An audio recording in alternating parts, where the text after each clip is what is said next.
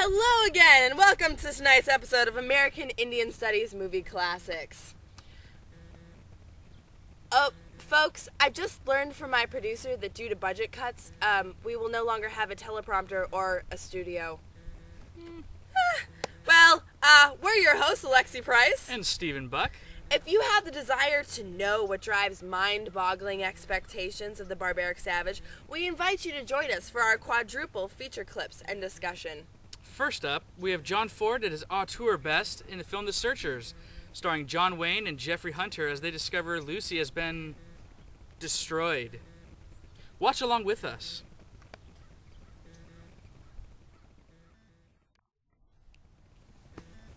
What you saw was a buck wearing Lucy's dress. I found Lucy back in the canyon, wrapped her in a coat, buried her with my own hands. Thought it was best to keep it from you. Was she... What do you want me to do? Draw you a picture? Spell it out? Don't ever ask me. Long as you live, don't ever ask me. That's a very emotional scene. It gets me every time. Indeed, Alexie. But this scene has much more to do with just the emotion. We must examine what Ethan was implying here. He mentioned with the inappropriate term buck that an Indian girl was wearing Lucy's dress. So what does that mean for Lucy?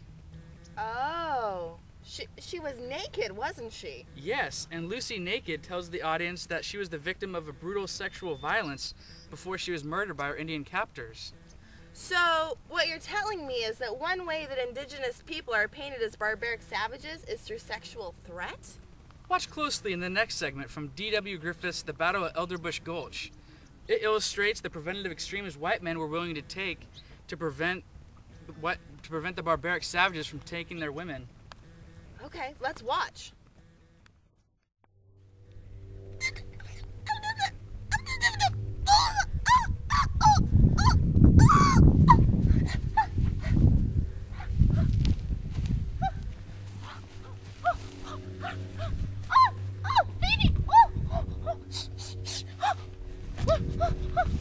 I just crushed the baby.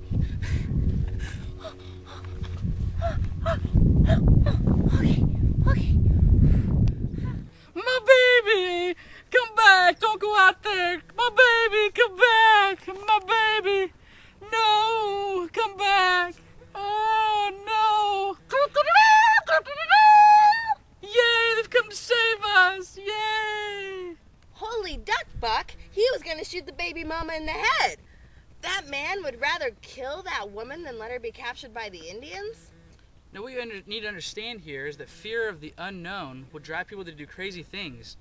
Those white people were so obsessed with their own ethnocentrism that they could only see Indians as wild animals which lacked capacity for agency. Beyond the sexual threat was the fear of miscegenation or cohabitation between a man and a woman of two different races.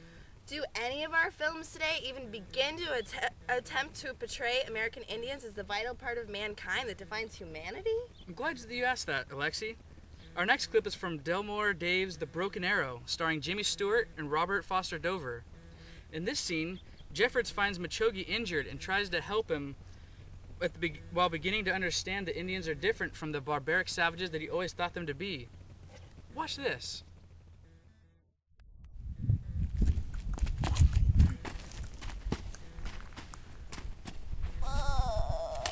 Here, boy. Drink. Better slow, better slow.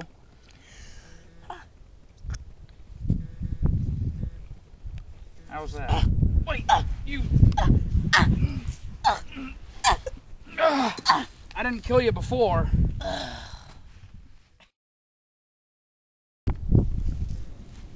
Leg feeling any stronger today? A little bit. She still got that limp. I must leave. No, I must go. Too soon for you. For my leg, yes, but for my family, no. It is my novice time. I am 14 years old. I learned to be a man. I go on trips alone, but I have been away too long. In the wickiup, my mother is crying, and my father, he looks for me, I think. I am their only one now. My brother and sister killed at Big Creek. Mother's crying. Funny. Never thought that an Apache woman would cry over her son like any other woman. Apache were all animals, we always thought. Now, did you notice Jeffred's change in thinking as he broke from his barbaric, savage expectations for the very first time? I sure did. I don't think his interaction with Muchogi was transformative by any means like it should have been, but I definitely saw a flicker of Indian humanity spark in Jeffred's ignorant brain. Now, the other important fact we must note in this scene is Muchogi's vulnerability as he tells Jeffred about his parents and how they're worried for his safety.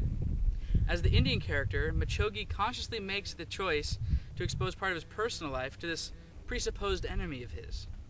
This is the first example in today's classics where we see an Indian character exercising his agency rather than his portrayal as a vicious animal.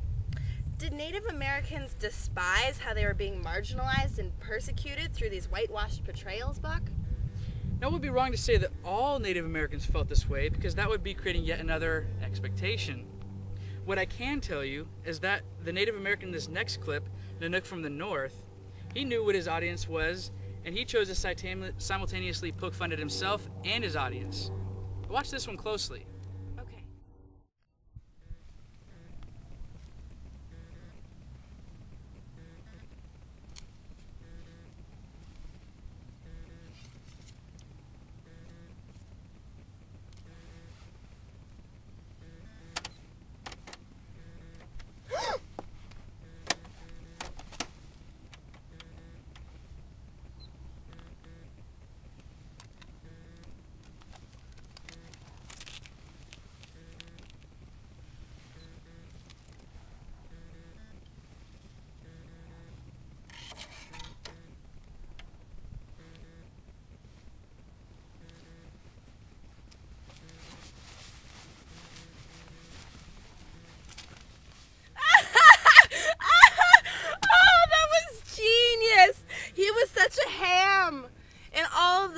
We've analyzed together over multiple episodes, I've learned that sometimes comedy really is the perfect medium for taking an issue such as repression and turning it on its head.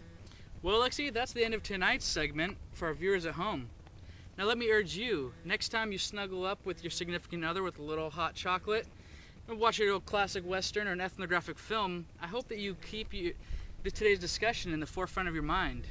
Well, signing off now, thank you and good night. Good night. Stay classy, San Diego.